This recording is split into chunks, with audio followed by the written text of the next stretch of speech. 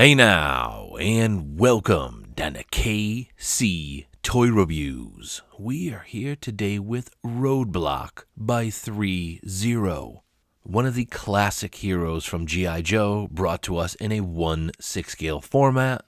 And as always, very happy to report right at the beginning of this video, ThreeZero knocked it out of the park with this one. And I'll be honest, that's actually a little bit unexpected to my expectations. And if you're at all curious why, well, let's go ahead, fine comb some of those details, hold each other's hands, and dive right the hell goddamn in. My eyes right down. All right, and here we have it, Roadblock by ThreeZero. As a massive fan of the G.I. Joe franchise and somebody that grew up watching the old school cartoon, I remember watching G.I. Joe, Transformers, and a couple obvious ones like X-Men. I was absolutely thrilled knowing that ThreeZero was going to bring G.I. Joe to a 1/6 scale format. Of course, knowing that ThreeZero has a rich history and amazing products, both 1/6 scale and a plethora of other high-end collectibles. Basically, anything ThreeZero puts out is gold. So knowing that the G.I. Joe franchise is in their hands was basically great news to every single 1/6 scale enthusiast out there. Being that this is the third character release, and I am going to stress third character release, and the only reason being is that they did do two versions of Snake Eyes, two versions of Storm Shadow, but I'm primarily focused on how many characters they've put out, and this is their third. And of course, as I just mentioned, prior to Roadblock here, we did have Storm Shadow, we do have Snake Eyes, and similar to what we have in front of us, ThreeZero absolutely knocked it out of the park with all of them. And I am very excited for Firefly, which should be out any month now. And in my opinion, he's going to be the best of the bunch. And just a quick note, I will have a side-by-side with Roadblock, Storm Shadow, and Snake Eyes later on during this video. But back to the star of the show, Roadblock. Again, ThreeZero has absolutely killed it with this one. As I hinted at in the beginning of this video, for some reason, I will say that the promo pics by ThreeZero didn't do it too much justice. The skin, the head,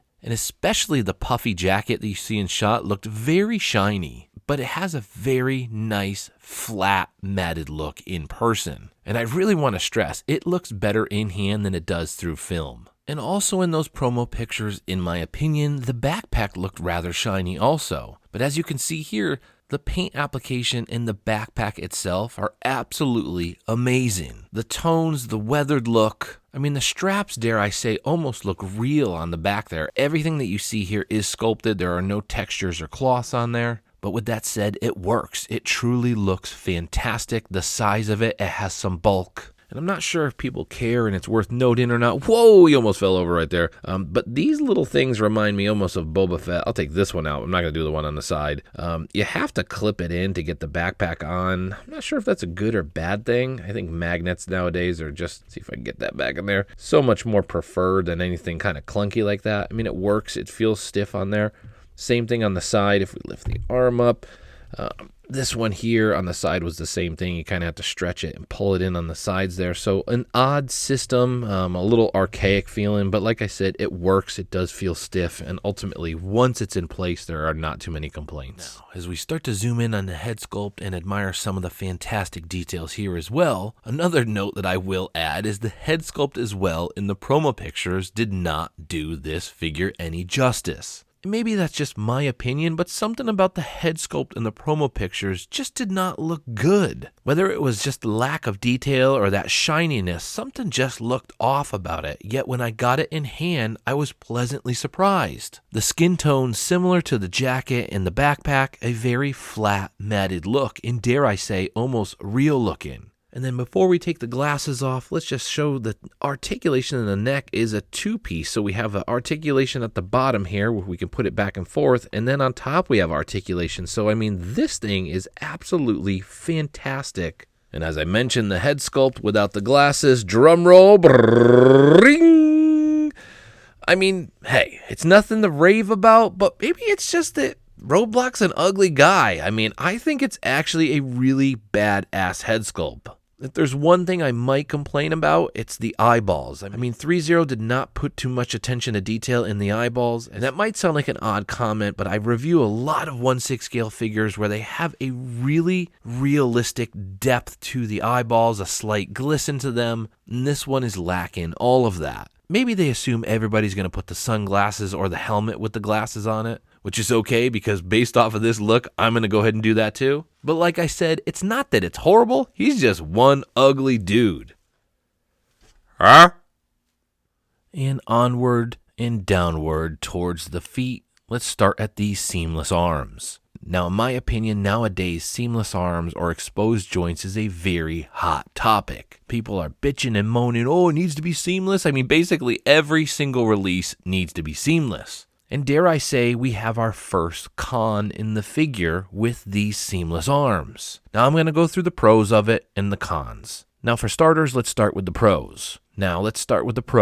Similar to the promo pics and something that I've harped on a lot, the arms looked very shiny and ridiculous in all those promo pics, and in person, whether it's in shot here or when I pulled it out of the box, I think it looks amazing. There's some veins, the paint application, and the skin tone are top notch. Zero complaints. I think, again, it just looks fantastic. Now, of course, you might be asking yourself, well, KC, what's wrong with it? Now, for starters, ThreeZero uses a very specific type of seamless arms, and that's basically a hollow type. So if you see here, it's kind of squishy. Underneath here is a best way to put it, a frame. Not sure exactly what it looks like. I've never really split one open, but again, wow, look at those details on the veins. It looks awesome, the details on that arm there. It's a frame underneath, so it's kind of like a hollow-ish system with this plastic overlay on top. Whether that's a good or bad thing, I think that boils down to personal opinion. And you might be asking yourself what other system there is out there. Well, there's the TB League system. And that basically is a completely molded silicone body that is on top of a metal frame. Had they gone with that, if you switch it out on this, this would be top level, next level, absolutely insanity. Now, they didn't do that, but again, at the price point of $150 to $180 on all these ThreeZero G.I. Joe figures, I mean, you really can't complain, especially when it looks this detailed. But again, drum roll, the downfall of it,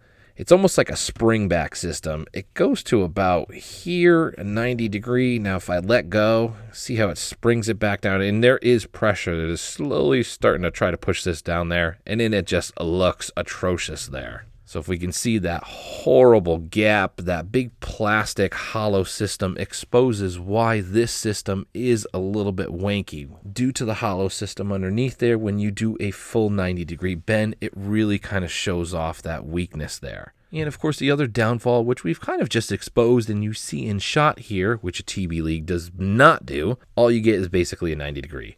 Yeah, we can bend it up a little bit more, but it's like a spring system. It's really, you can feel that it wants to go down more. On top of that, I would be next level fearful that it will damage or rip this type of system on there. I would not keep it bent too long in fear of damaging it. And it's probably worth noting, just the elbow joints are seamless. You do have, I'm not going to tape the shirt off here, but it is just basically on a ball joint. So up here, you just have a ratchet system. Fantastic articulation as far as bringing the arm up. The only downfall, again, is just that bend at the elbow and keeping it in that pose for any long periods of time. And as we start to make our way down here, a couple notes. Every single grenade is individually put on there. So basically, without making him fall over, goddamn, take off. A little bit of the weathering on the tip of that grenade there, so just a really nice paint application even on the grenades. Just adds a nice contrast to the belt and the fact that you can put those on there. Same thing with all these grenades. Those do go on there individually. Not sure why, unless I'm missing something. There's a bunch of extra ones that actually come with it as well. But it does come with 2 to 3 extra of these smoke grenades on the side on top of the ones that you see in shot. So I think there's about 4 of them here and 2 to 3 extra that I have out of shot. Whether it's a good or bad thing, I think it's a good thing, actually. The belt is plastic. It's completely sculpted, but I think it adds to longevity. Based off of the fantastic paint application, I mean, zero complaints. The pouch, same thing, just a plastic sculpted, but it looks amazing. The pants, in my opinion, the pants are beautifully tailored. They fit really nicely. They look nice, little pockets, the hemlines, the sewing on there, everything is to proportioned. The color and the contrast between the greens, the army green, the grays. Oh, I didn't mean to whack them in the wiener. I didn't mean to whack them in the wiener, and then I whacked them in the wiener as I was saying I didn't mean to whack them in the wiener. So let's put my hands here. I seem to always gently go over the genitalia area. We're gonna avoid that. We're gonna start at these legs here. But again, the legs beautifully tailored. Everything looks nice on here. Doesn't look like he has much of an ass, but on top of that ass right here, we do have a couple more pouches. I mean, wow, he's in pouch city here. There's pouches everywhere, up and down, right around downtown, right down downtown, right down. Come around downtown right now. And just a quick note, I probably won't do it for the knife as well, but we do have a holster, so we can put the gun in shot there. It fits really nice. Put in the gun on the hand. Amazing. Taking the hands on and off, amazing. I mean, probably one of the most pleasant experiences on taking hands. That sounds odd, but I've had a lot lately, whether it be Dark Side or the Storm Collectibles Mortal Kombat. I mean, man, taking off some of the hands are just an atrocious process. Whatever ThreeZero has done here is amazing. These things come off so easy, and on top of that, they included about 4 to 5 extra pegs, which just made the whole system so easy and so pleasurable. I really can't stress getting these hands on and off, whether it be the right or the left one, was super, super easy. And then as I've noted down here, you can sheath his knife. Looks like it's just kind of held in there by this buckle here, but the way it feels and looks is kind of very authentic, and I like the way it looks. And then nothing to rave about as far as the boots, but they are weathered, they are nicely painted, fantastic articulation down here. You do have the little shin guards. These knee guards do shift back and forth, a little loose in my opinion. And lastly, before we round this out, slap a score on this guy, we have this pretty awesome machine gun that comes with it. For the life of me, I could not clip these bullets in there. I don't know if I was doing something wrong or if they just had some pain in the ass system, but a couple notes. We can put these little pegs back and forth in here, so if you want to put the feet, you can actually clip all this up and basically put this whole system, come around. Oh, something fell off. Did I break something? Nope. Looks like you can clip that back on down there.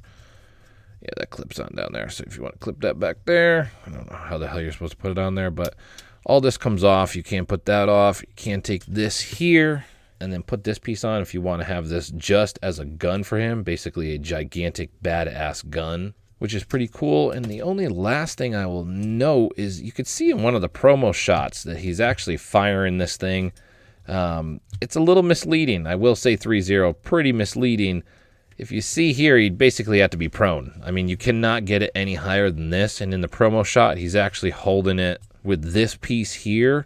But again, as you see, you'd literally have to be prone to be firing this gun. So it must be propped up on something, a box or some type of system there. But based off of the width of the bottom here, it would have to be a big ass box. I mean, right here alone, we're looking at 6 inches or 7 inches or something like that. I mean, this is big. So it'd have to be a pretty big system to prop this up on. So in my opinion, it is rather misleading. I thought that this would have some type of, in the end, it looks fantastic. It has nice weight to it. Throughout, you can kind of see some weathering and scratches throughout the gun here. So they did do a good job on this. There are almost zero complaints as far as the way it looks and feels. It's just, I wish there was a different system to have him actually be able to stand up and hold this. Promise, just a quick side-by-side with the current ThreeZero G.I. Joe lineup. From left to right, we have Snake Eyes, Roadblock, and Storm Shadow. I do notice that there is a little bit of a height difference between Roadblock and Storm Shadow, and a tiny bit between Snake Eye and Roadblock. However, they almost look the same,